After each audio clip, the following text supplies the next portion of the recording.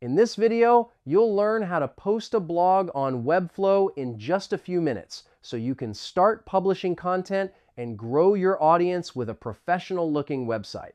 First, go to webflow.com and sign into your account. Open the project where you want to add your blog. Then head to the designer. This is where all the magic happens and where you'll manage your content easily. Next, open the CMS panel on the left side of the editor. If you already have a blog collection, click on it to start adding posts. If not, create a new collection called Blog Posts and set up fields like title, content, image, and author. Now, click New Blog Post to start writing.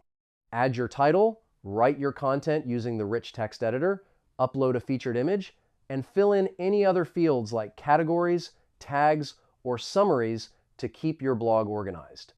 After that, preview your post directly inside Webflow to make sure everything looks perfect. You can format headings, add links, embed videos, and style your text exactly the way you want before going live. Once your blog post is ready, click Publish in the top right corner. Webflow will instantly push your new content to your live website, and it'll be available for your visitors to read right away. And that's it. Your blog post is now live on Webflow, beautifully designed and ready to attract readers from anywhere in the world.